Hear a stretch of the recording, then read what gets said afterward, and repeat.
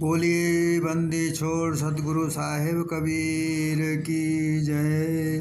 संत समाज की जय।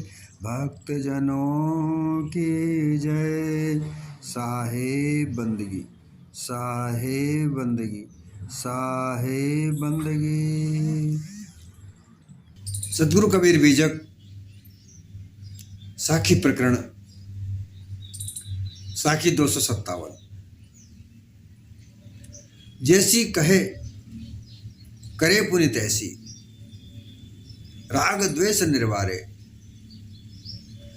तामे घटे बड़े रतियो नहीं, यही विधि आप संवारे।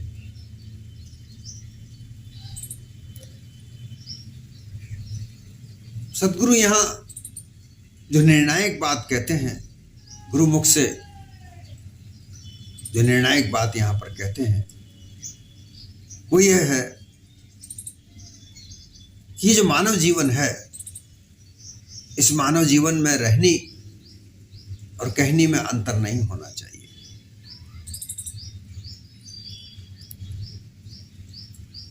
कहने को तो बहुत सारे शास्त्र लिखकर वाणियों का निर्माण करके वाणी का जाल बना दिया गया। धर्म मत पंथ संप्रदाय का निर्माण करके संसार में उन सभी के लिए आचार्य बना दिए गए, महंत बना दिए गए, लेकिन उनकी करनी रहनी उसमें बड़ा भेद है। बड़े बड़े मठों के आदा जो मठाधीश हैं, आचार्य हैं, महंत हैं, वहां उस पद को लेकर झगड़े होते हैं, हत्याएं वहां हो जाती हैं, न्यायालय में अलग अलग वाद विवाद चलते हैं। ऐसी स्थिति आज हम देख रहे हैं। सत्य यथार्थ रहने के लिए सभी गुरुआ परपंची अलग अलग बात बताते हैं। भक्ति के तरीके, तौर तरीके अलग अलग बताते हैं।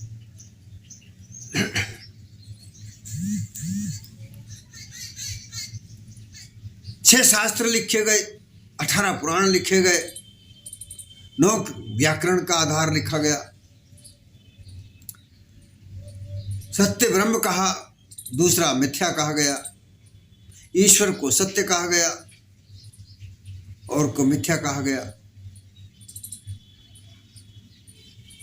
ये सब मान्यताएं बना तो दी गई। इन मान्यताओं को चलाने के लिए तरह तरह के मतपंथों का निर्माण भी किया, परंतु जब इन पर जांचा परखा जाता है तो जो मान्यताएं बनाने वाले लोग हैं वही खरी रहने पर खरे नहीं उतरते।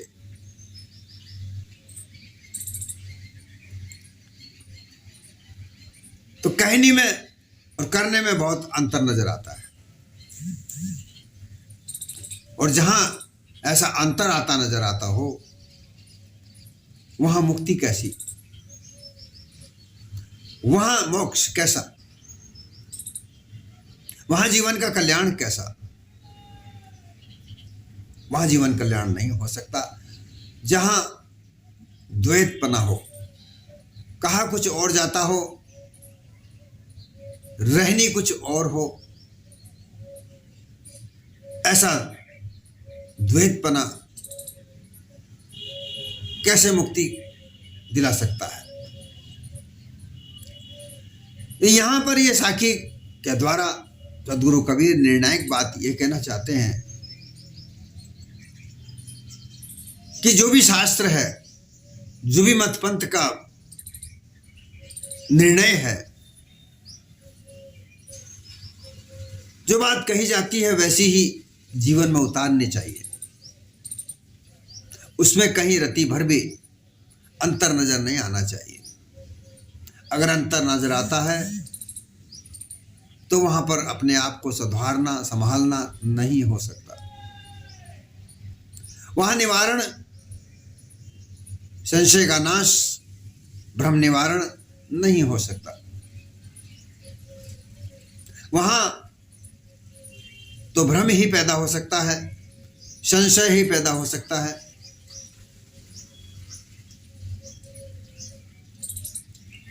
और जहां ऐसा संशय हो, भ्रम हो, तो वो मत पंथ, वो समुदाय, वो संप्रदाय कैसे कल्याणकारी हो सकता है? सदगुरु कबीर कहते हैं कि मानव सद्गुणों को धारण करने के लिए जो मानव सद्गुण बताए गए हैं उनको धारण करे, और धारण करने के लिए मात्र कहने मात्र के लिए ना रखे। सांच का आधार है तो नित्य सत्य बोले, उसमें रत्ती भर भी झूठ ना बोले।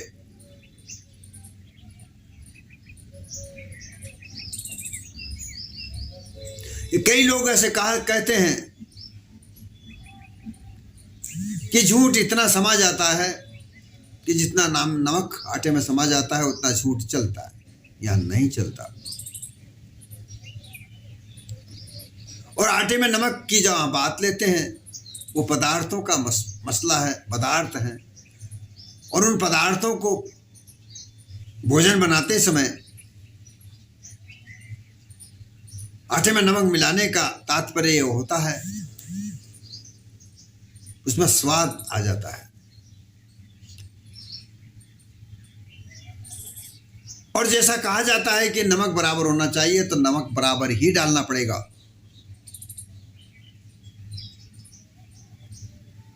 कम ज्यादा नमक कम डालने से स्वाद बिगड़ता है और ज्यादा डालने से भोजन खारा हो जाता है। वहां भी ये बात सिद्ध होती है कि जितनी आवश्यकता है नमक की उतना ही डाला जाना चाहिए, उससे ज्यादा अगर डाला जाता है तो भोजन खारा हो जाता है।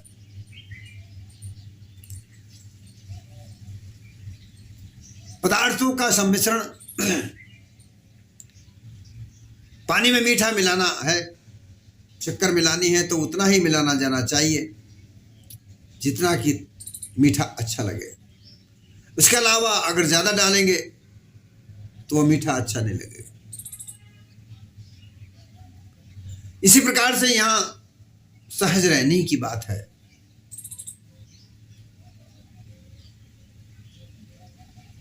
मानव जीवन में जो रहने की बात हम करते हैं, सांच का आधार हमें धारण करना है तो सच ही बोले। ये संसार में सच का आधार लेकर मिथ्या उसमें मिलाकर कई पदार्थों का ऐसा निर्माण किया जाता है कि जो झूठ है, असत्य है, लेकिन सत्य की तरह लगते हैं। जैसे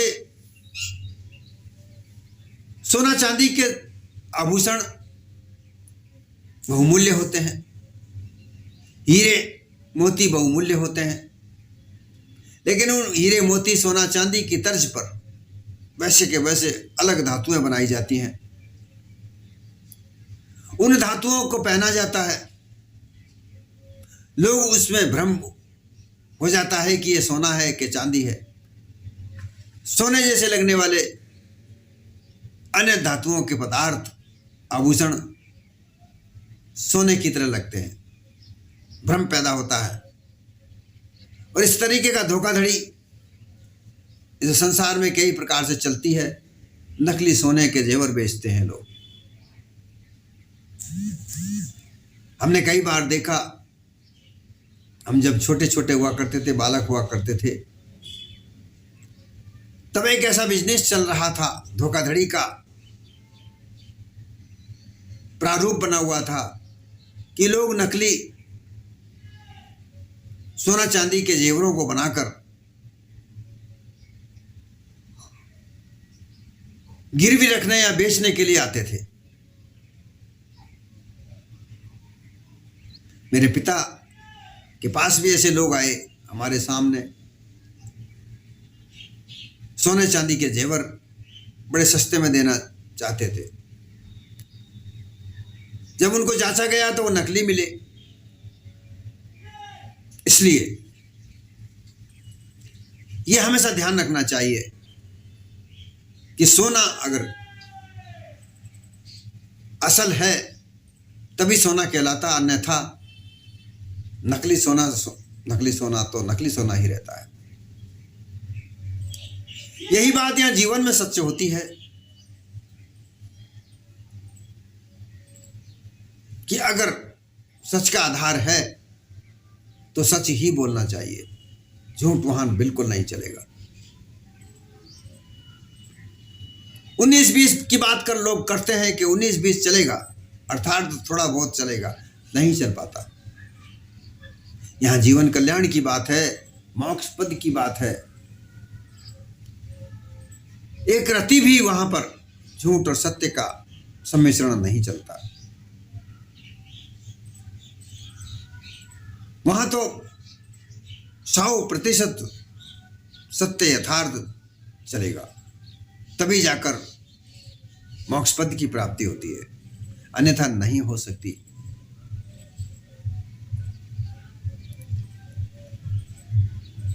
लोग कहने मात्र को अपने प्रवचनों में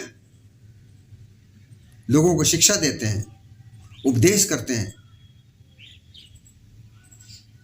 लेकिन स्वयं उन उपदेशों पर जो वो उपदेश दे रहे हैं उन पर खरा नहीं उतरते।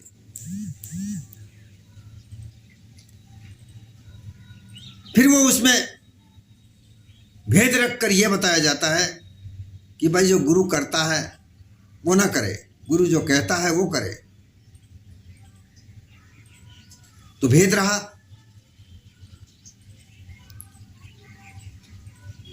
गुरु की करनी शिष्य देखता है, वैसा ही प्रभाव शिष्य के जीवन में पड़ेगा। वो सोचता है कि मेरे गुरु भी ऐसा ही किया करते थे तो मैं भी ऐसा ही करूं। यहां रहने का सवाल है, गहनी का सवाल है। गहनी किसी को देखकर प्राप्त की जा सकती है, रहनी देखकर प्राप्त की जा सकती है, उपदेश सुनकर प्राप्त किए जा सकते हैं।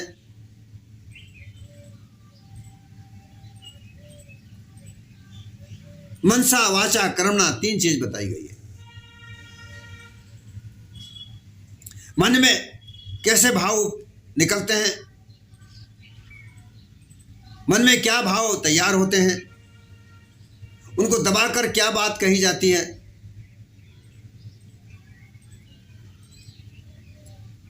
भाव चोरी करने का है,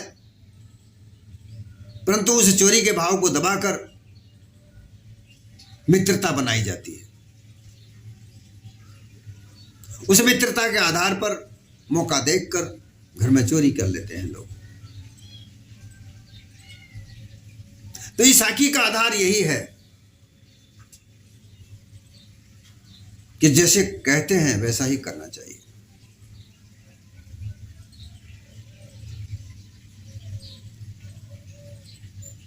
ब्रह्मवादी लोग ब्रह्म की बात तो कहते हैं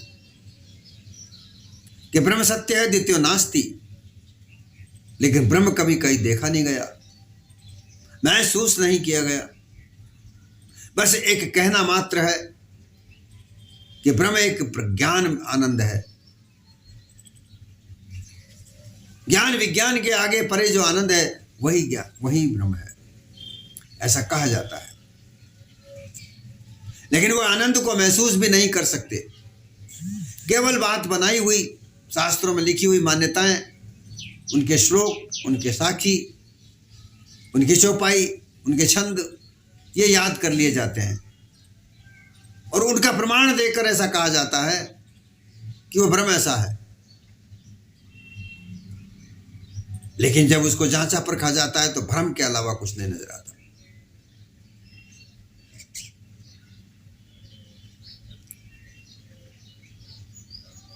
वहां ब्रह्म ही ब्रह्म है। उन्हीं ब्रह्म के नाम बता दिए गए, ब्रह्म के नाम कर दिए गए, ब्रह्म के अलग अलग व्याख्याएं कर दी गई, परंतु प्राप्ति के नाम को लेकर किसी भी प्रकार का ब्रह्म महसूस तक नहीं होता। जब ब्रह्मज्ञानियों से पूछा जाता है कि उस ब्रह्म को कैसे जाना जाए, तो उनके पास एक जवाब ज्यादातर मुझे मिला। वो कहते हैं कि जब एक घूसा, एक मुक्का सीने में कोई मार दे, उसका दर्द जिस प्रकार से सीने में लगता है, दर्द होता है, वो किसी को दूसरे को समझ में नहीं आता। जिसके लगती है वही जानता है। इसी तरह से ब्रह्म का अनुभव है। ब्रह्म को ऐसे ही महसूस किया जाता है। अब ऐसी अनुभव को प्राप्त करने के लिए किसी के हाथ से मुक्का खाओ, एक घूसा खाओ, तब पता चलेगा। ऐसी बातें कहकर के जो दुर्मतिया बातें हैं, पिछली साखी में यह कहा कि सकलों दुर्मति त्याग कर।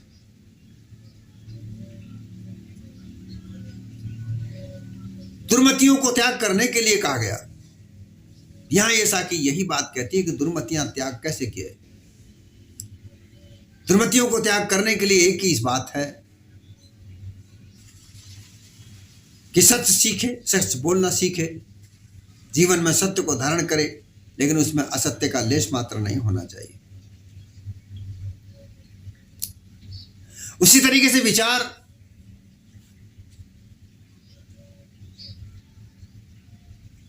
कोई भी कार्य बिना विचारे नहीं करे, लेकिन विचार करने की स्थितियां भी अलग अलग तरह की हैं।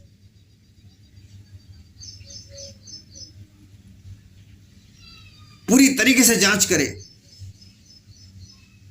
विचार की प्रक्रिया को पूरा जांच परख कर करे। जल्दबाजी में कोई ऐसा कार्य न करे जिसमें परख ना हो सके, जांच ना हो सके।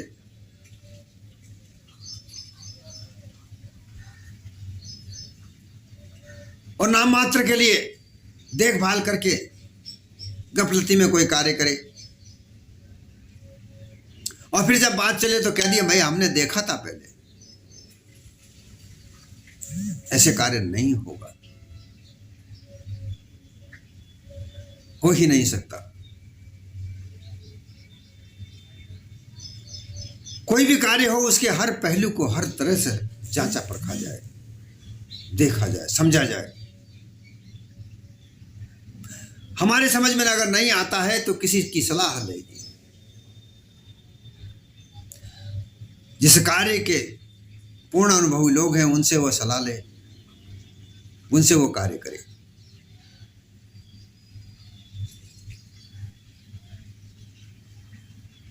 जब जाके एक रति भी पूरी प्रक्रिया से ना हिले,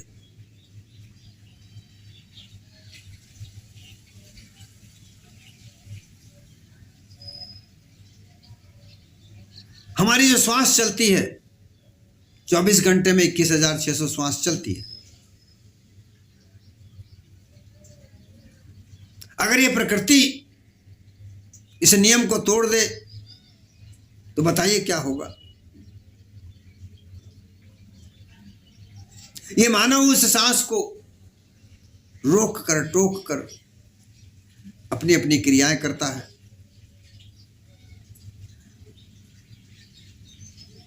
वहां कई तरह के उसको अनुभव प्राप्त होते हैं। जब श्वास रोकी जाती है तो हृदय में अवरोध पैदा होता है। वह अवरोध शरीर की गतिविधियों को प्रभावित करता है।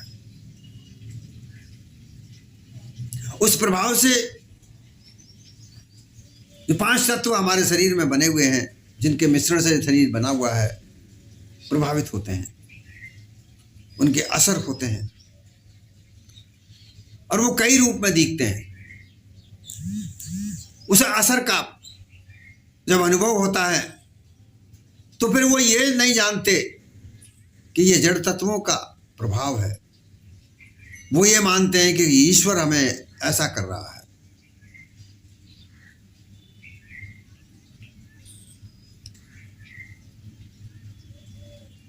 ये वो भूल जाते हैं कि हमने श्वास रोक कर ये प्रभावित किया है।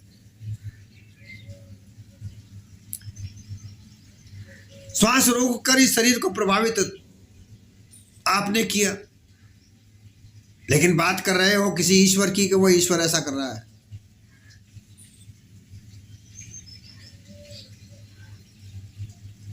योगी जन कई तरह की योग क्रियाएं करके हृदय में कई प्रकार के प्रकाश को देखते हैं। वो सब जड़ पदार्थों का प्रकाश होता है, परंतु उसे न समझकर, जांच परख न करके कह देते हैं वो ईश्वर का प्रकाश है। इसी प्रकार से 10 नाद जो होते हैं वो श्वासों के टकराने से बनते हैं, परंतु उसे कह देते हैं कि वो ईश्वर के द्वारा किए गए संचार है।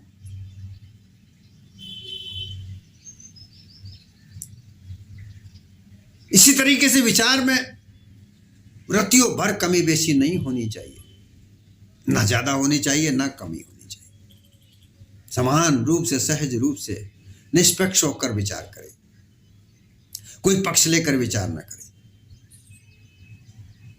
आधार सच होना चाहिए।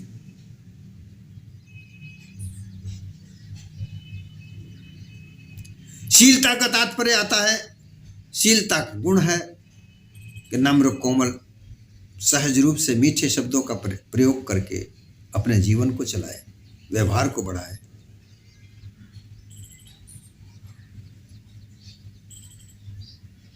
और अगर ऐसा नहीं करता है तो शीलता नहीं है। लेकिन पक्ष लेकर लोग उस शीलता की मान्यताओं को बदल देते हैं। उन मान्यताओं में पढ़कर निष्पक्षता को भूल जाते हैं और फिर किसी प्रकार की कोई कमी नजर आती है तो कहते हैं वो ईश्वर है, ये ऐसा करता है, बहाना ढूंढते हैं।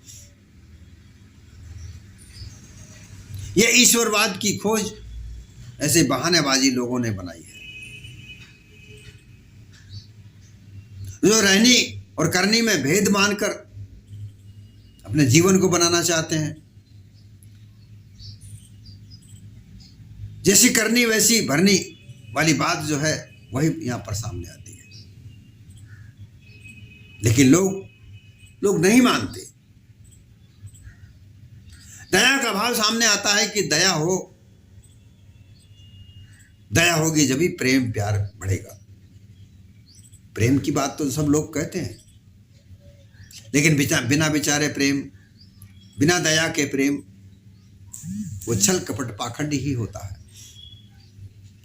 छल कपट पाखंड करने वाले लोग जब अपने छल कपट का प्रसार करते हैं, बसेरा करते हैं, लोगों को अपने जाल में फंसाते हैं, तब वो बड़े नम्र शब्दों का प्रयोग करके, मीठे शब्दों का प्रयोग करके लोगों को अपने जाल में फंसाते हैं। उन्हें बड़े बड़े सपने दिखाते हैं और जब उनको सपने दिखाए जाते हैं वो उनके जाल में फंस जाते हैं। कई बड़े धोखे सामने आते हैं और जब उन धोखों की जब जांच की जाती है तो माना जाता है कि उसने जब वो धोखा किया था, जब संपर्क किया था तो बड़े मीठे मीठे शब्द बताए, उसने बोले, बड़े प्रेम पूर्वक उसने अपनी बातें रखी और बहुत बड़े बड़े सपने उसने बताए। उन सपनों में उलझकर धन का लालच, लोभ, यही उन सपनों में उलझाता है। कभी इस बात का प्रयोग नहीं किया कि जो बड़े बड़े सपने दिखाए जाते हैं, क्या यह संभव है? ऐसा समझा नहीं जाता और उनकी मीठी मीठी बातों में फंसकर उनके चक्रव्यूह में उलझ जाते हैं। इसलिए अगर जो बात कहता है, जो रहने की बात कहता है, उसमें स्वयं खरा नहीं उतरता तो वह कल्याणकारी कभी नहीं हो सकती।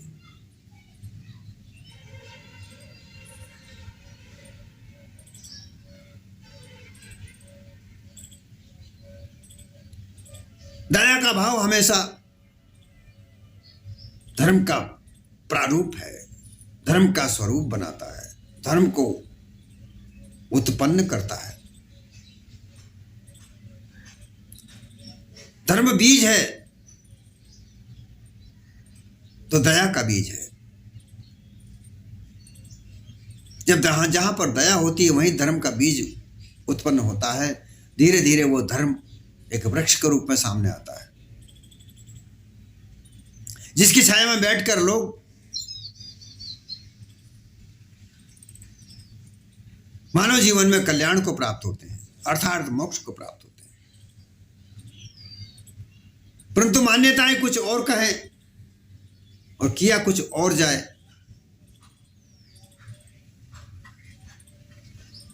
शास्त्रों में बातें ऐसी ऐसी लिखी हैं कि उनको पढ़कर लोग हर कोई विश्वास करता है, परंतु जब उनको अपनाने का नाम आता है, समय आता है, जब अपनाया जाता है, अपनाने के लिए किसी के निर्देश की आवश्यकता पड़ती है, तो जो निर्देश देने वाले लोग हैं वो अपनाने के लिए कुछ और ही कह देते हैं। तब पता चलता है कि ये क्या है। कई जगह पर बड़े बड़े मंदिरों में, मस्जिदों में, गिरजाघरों में कई जगह पर जो छल कपट पाखंड चलते हैं, वहां की मान्यताएं ऐसी ऐसी बनी हुई हैं कि वहां ये होता है, वो होता है, लेकिन जब वहां पर जाते हैं, उनकी ख्यातियां प्राप्त करके लोग वहां पर जाते हैं, तो देखा जाता है कि जैसा वो वहां कहा जाता है वैसा तो वहां है ही नहीं। और वहां जाने के बाद उनका धन अवश्य लूट लिया जाता है।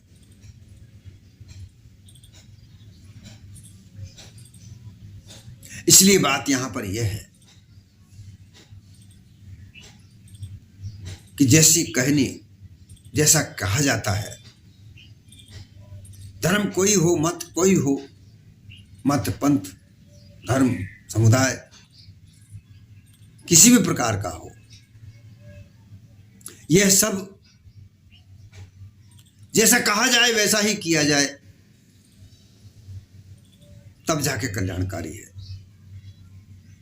अन्यथा उसमें रत्ती भर भी अंतर अगर आता है तो मानव जीवन के लिए वो कल्याणकारी नहीं हो सकता। इसलिए सद्गुरु बार बार यहां सचेत करते हैं कि मानव जीवन में हमेशा सचेत होकर रहे, जागृत होकर रहे, जागृत में हो, जागृत होकर रहे। जागृत में स्वप्न में जैसे ही गए तुम्हारे सामने धोखाधड़ी होने का अंदेशा होता है।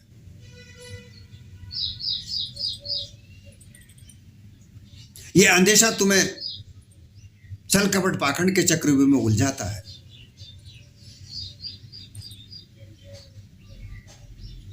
तुम्हारे जीवन को परेशान कर देता है। मानव जीवन के पास जो उसके पास साधन होते हैं, मुख्य रूप से जो धन का साधन है वो प्रमुख है।